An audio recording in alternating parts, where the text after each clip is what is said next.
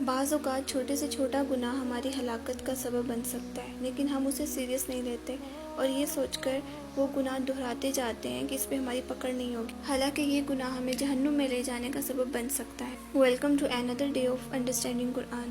سورہ بقرہ آیت 81 میں اللہ تعالیٰ فرماتا ہے، کیوں نہیں جو شخص برائی کمائے اور اس کے گناہ اسے ہر طرف سے گھیر لیں تو ایسے ہی لوگ جہنم والے ہیں اور وہ اس میں ہمیشہ رہیں گے۔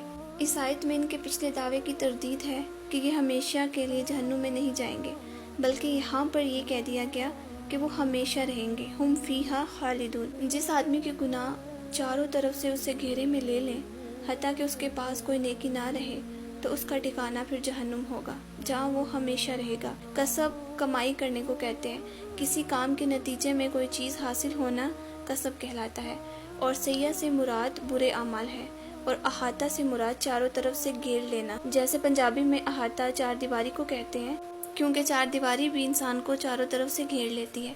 سیئہ اور حطیہ میں فرق کیا ہے؟ ایک قول یہ کہ دونوں ایک ہی معنی رکھتے ہیں، یعنی انہوں نے گناہ کیا اور گناہوں نے انہیں گھیر لیا، اور دوسرا قول یہ ہے کہ سیئہ سے مراد کفر ہے اور حطیہ سے مراد کفر سے کم درجے کا گناہ ہے۔ ابن عباس کہتے ہیں کہ سیئہ سے مراد یہاں شرک ہے، اور وہ انسان جو شرک کی حالت میں مر جائے۔ ایک قول یہ ہے اس سے مراد گناہ کبیرہ بھی ہو سکتا ہے، اور حطیہ یعنی گھیر لینے کا مطلب وہ گناہ پر اڑا رہے حتیٰ کہ توبہ کیے بغیر مر جائے۔ مجاہد کہتے ہیں یہ وہ گناہ ہے جو دل کو گھیر لیتے ہیں۔ جب کوئی گناہ کرتا ہے تو دل پر کچھ نہ کچھ غبار آ جاتا ہے، یہاں تک کہ وہ دل کو سیاہ کر دیتے ہیں، ڈھانپ دیتے ہیں، یعنی دل پر زنگ لگ جاتا ہے، اور اس پر کوئی بھی اچھی بات افیکٹ نہیں کرتی۔ تو جس شخص کا دل گناہوں میں ڈوب جائے اور وہ توبہ ہی نہ کرے اور اس کو اپنی غلطی ہی نظر نہ آئے تو پھر جہنم کے ساتھ وہ لوگ لازم ہو جاتے ہیں۔ اصحاب ساتھی کو کہتے ہیں، جیسے ساتھی ساتھ ساتھ رہتا ہے ایسے ہی وہ جہنم میں ساتھ رہیں گے۔ اس آیت سے یہ پتہ چلتا ہے کہ گناہوں میں گرنا اور توبہ نہ کرنا انسان کو جہنم میں لے جانے کا سبب ہے۔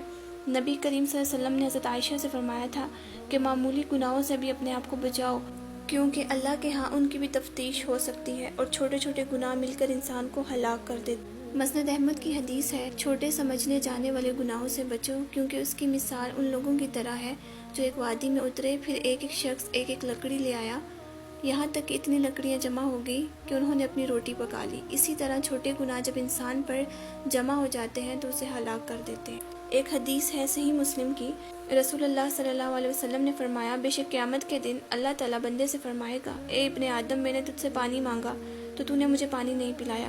بندہ عرض کرے گا، اے میرے رب، میں تجھے کیسے پانی پلاتا، تو تمام جہانوں کا رب ہے۔ اللہ تعالیٰ فرمائے گا، تجھ سے میرے فلاں بندے نے پانی مانگا تھا تو نے اسے پانی نہیں پلایا، اگر تو اسے پانی پلاتا تو مجھے وہاں پاتا۔ اسی طرح معمولی سمجھنے والے گناہ بھی انسان کے لیے شرمندگی کا باعث بن سکتے ہیں، اور ہر انسان اپنے گناہوں کا بوجھ خود اٹھائے گا، کوئی کسی کا بوجھ نہیں اٹھائے گا۔ صحیح بخاری کی روایت کے مطابق وہ 7 بڑے گناہ جو جہنم میں لے جانے والے ہیں: شرک، جادو، قتل، سود، یتیم کا مال کھانا، لڑائی کے دن پیٹھ پھیر کر بھاگ جانا، پاک دامن ایمان والی بولی بالی خواتین پر زنا کی تہمت لگانا، اسی طرح نبی کریم صلی اللہ علیہ وسلم کی طرف جھوٹی بات منسوب کرنا۔ آپ صلی اللہ علیہ وسلم نے فرمایا، اسے چاہیے اپنا ٹھکانہ آگ میں بنا لے۔ اور اسی طرح کچھ اور گناہ ہے جو جہنم میں لے جانے کا سبب بن سکتے ہیں، جیسے کہ اچھی طرح وضو نہ کرنا، اعضاء کا سوکھا رہنا، نماز نہ پڑھنا، زکوٰۃ نہ دینا، رشتوں کو قطع کر دینا، لعن طعن اور ناشکری کرنا، زبان سے اذیت دینا، گفتگو میں بے احتیاطی کرنا، جھوٹ بولنا، غیبت کرنا، چغلی کرنا، فحش کلامی۔ نبی کریم صلی اللہ علیہ وسلم نے فرمایا، بد کلامی بدبختی سے اور بدبختی آگ سے ہے۔